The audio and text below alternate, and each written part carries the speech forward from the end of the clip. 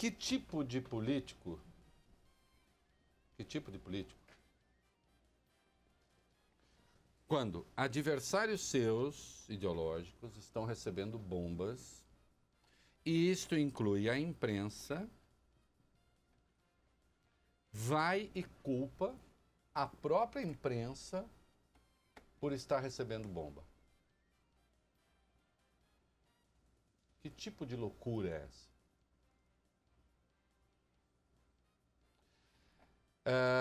Sim, é preciso que a gente fique muito atento a isso, inclusive no Brasil. Eu escrevi isso está no meu blog e falei isso ontem aqui. Aqui no Brasil, os militares da ativa, como eles dizem, há militares preocupados não com que pessoas com endereço e CPF definidos possam fazer, mas com a maluquice dos anônimos, daqueles que se julgam imbuídos de uma missão divina, daqueles que acham que a sua tarefa é eliminar o adversário, porque afinal de contas ele é o mal. Ele não é alguém que se opõe a mim, que pensa coisas diferentes de mim e que tem de ser combatido no terreno das ideias e no terreno da política.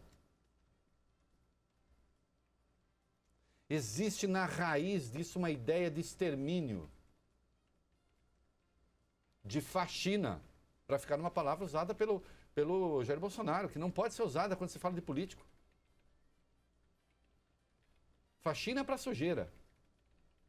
Ah, tá querendo juntar as coisas? Estou querendo juntar, porque há um mimetismo no Brasil na campanha do Bolsonaro. Ah, tá falando mal do Bolsonaro? Eu não falo mal. Quem fala mal é moça da vida, que fala mal dos seus clientes, ou moço da vida. Eu faço análise.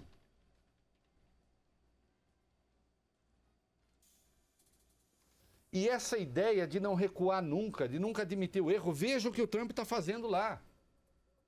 Vocês acham que depois de uma fala como essa dele, a tendência é melhorar ou piorar? Esse é o cara que outro dia parabenizou um político que deu um pescoção num jornalista, disse: é o tipo de cara que me interessa.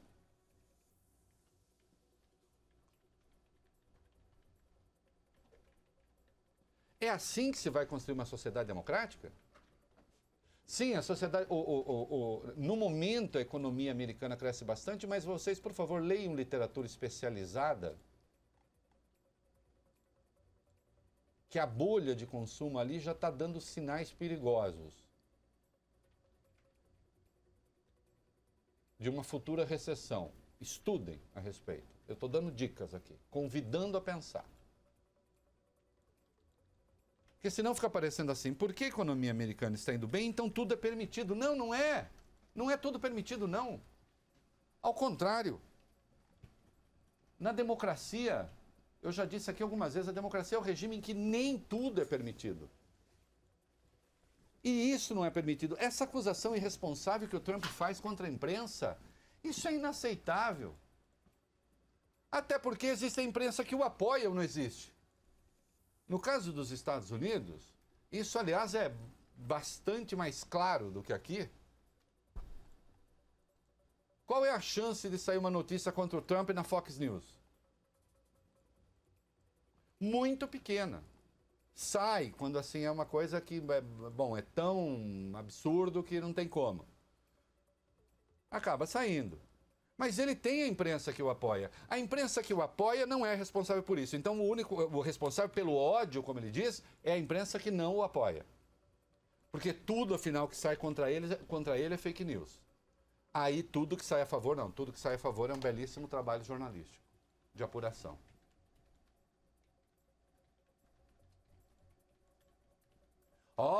Lá está o Reinaldo dizendo que a esquerda americana, ou aquilo que se entende por esquerda americana, né? Os liberals, são anjos. Não, eu não disse isso. Não disse isso. Cometem erros também. Aliás, cometeram erros na cobertura das eleições. né? Erros, em parte, cometidos aqui no Brasil pela imprensa de viés de esquerda também, né? Os que têm viés de esquerda, né? Aqui no Brasil, todos aqueles que ficaram insistindo o tempo todo com o Bolsonaro, direitos humanos, a polícia, não sei o quê, não sei o que lá. São temas importantes? São temas importantes. Você vai ficar insistindo nisso, você abre espaço para um tipo de discurso que ganha, que tem apelo público, como aconteceu nos Estados Unidos. Lá como aqui se desprezaram questões que seriam de natureza técnica, para provar realmente a competência ou não daquele que se apresenta para governar o país. Sim, o peso do politicamente correto, a patrulha excessiva nos Estados Unidos, tudo isso existe, é importante, interfere no pensamento. Agora, nós não estamos lidando com esse estágio das coisas. Nós estamos falando de outro assunto. Nós estamos falando do envio de bombas que matam pessoas. É outra coisa. É outra coisa. Mas certamente temeroso de que, afinal, o seu discurso pudesse ser confrontado com essas práticas abomináveis, aí ele vai. E, como se diz em dois corgos, chama seis, né? Um jogo de truco, né? Ele dobra a aposta. Desafia. Vem cá, se a CNN passar a elogiá-lo todos os dias para o envio de bombas, é o que está no discurso dele. Prestem atenção nisso aqui, porque eu não consigo pensar de outra maneira que não seja pensamento lógico. Eu adoro lógica, eu adoro matemática, embora eu tenha ido para a área de humanas. Está no discurso do Trump o seguinte: se a imprensa que fala mal de mim passar a falar bem, se a imprensa mudar o seu trabalho, esse trabalho que eu acho negativo, aí não tem mais bomba.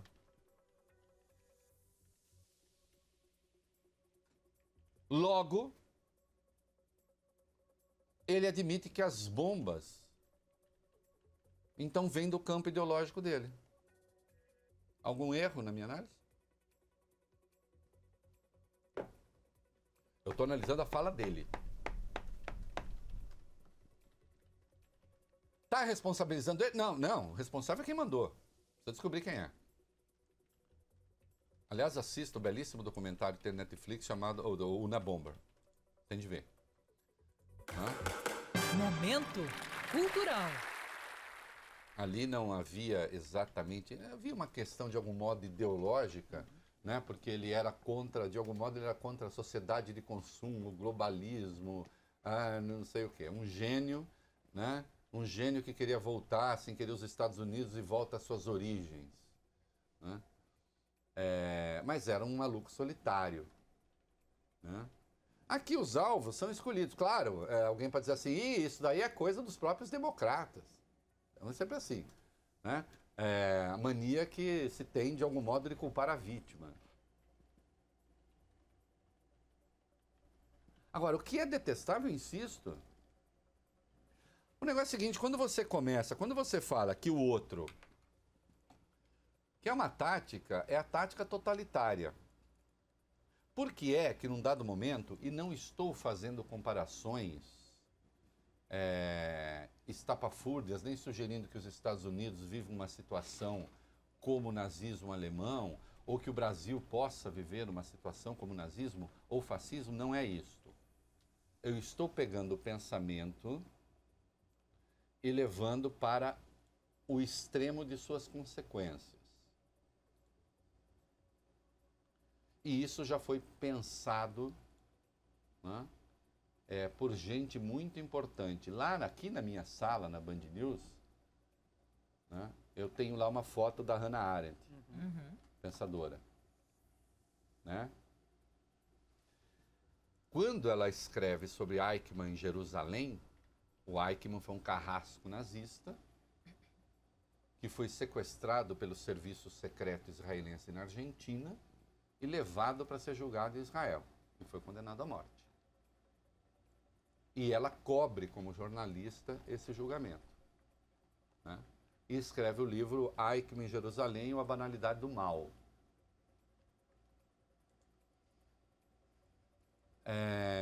É um livro de que muita gente não gosta, inclusive judeus, porque alguns judeus, né?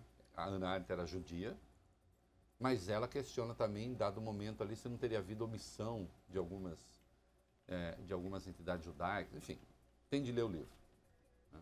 Mas o que há de fundamental ali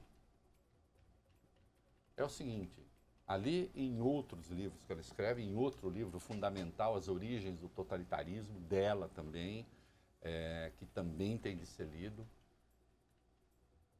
para que você possa aplicar determinadas políticas, você tem que tirar a humanidade do outro. Veja, é duro eu admitir que eu estou matando um humano, porque, de algum modo, temos pruridos morais ancestrais que vêm com a cultura. Mas passa a ser mais fácil se eu passar a não te considerar humano. Peguem as charges, vocês encontram na internet, peguem as charges que a imprensa filonazista, pró-nazista fazia na Alemanha durante a ascensão do hitlerismo, e os judeus são quase sempre associados a ratos.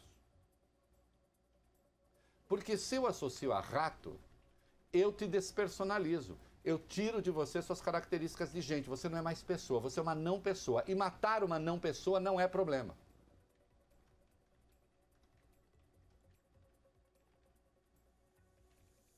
Então aí eu posso impor a minha vontade.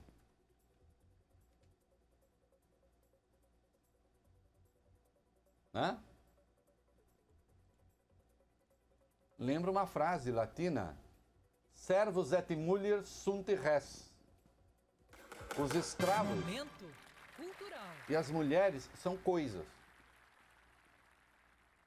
A escravidão no Brasil, é claro que você não pode olhar a escravidão que houve no país com os olhos que nós temos hoje, mas isso não quer dizer que não tenha sido um horror em si.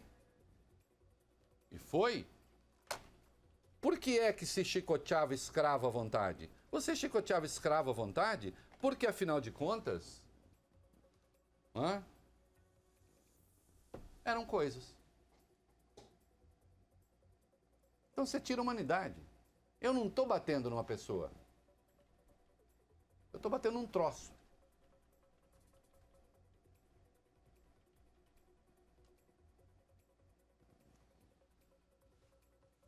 Isso precisa parar no mundo, isso precisa parar no Brasil, isso precisa parar em qualquer parte, isso não termina bem. Nunca termina bem.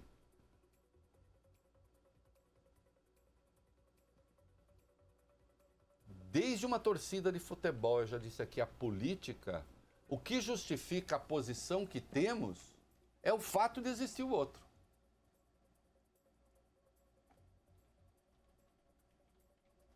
Não?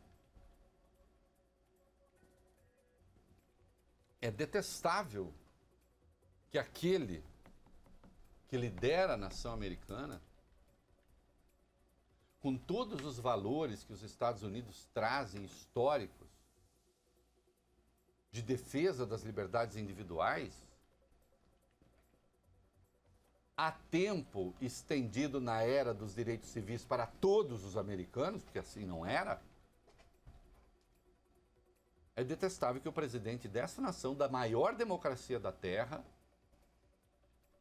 atribua à imprensa livre atos terroristas.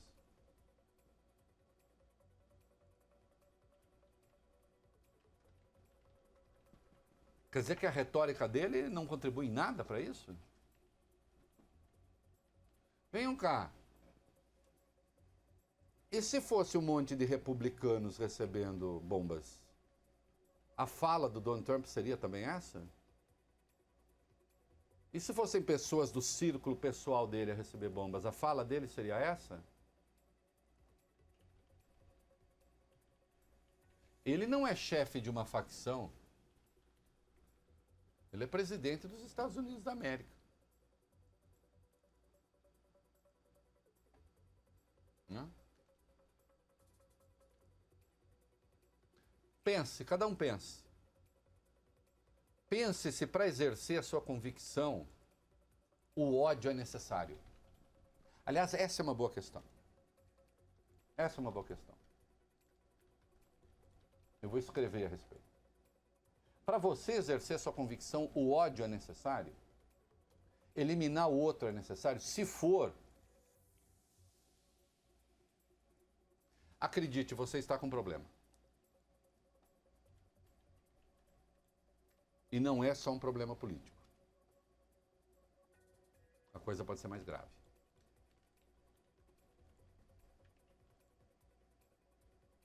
Hã? Reconhecer a humanidade do outro, reconhecer a existência do outro, e muito especialmente do meu adversário, é uma prova de que finalmente você se construiu como humano, você é um adulto.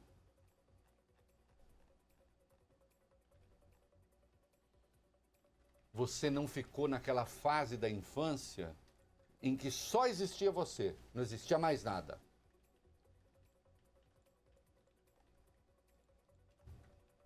Não é? Isso encontra repercussões na literatura freudiana. Né? Estou falando com gente com problemas graves de formação, inclusive psíquica, e que precisa de tratamento. É sério. É sério. A divergência dispensa o ódio. Não está falando para os eleitores do Bolsonaro, estou falando para todo mundo. Ou isso não tem na esquerda também, ou eu não passei durante 13 anos enfrentando esse tipo de desqualificação vinda da esquerda. Ah, mas agora eles ficam republicando seus textos. Meus queridos, eles ficam republicando meus textos, o Bolsonaro usa a palavra coitadismo, petralha, esquerdopata. São termos que eu criei. Agora, as minhas ideias sempre foram muito claras, antes como agora.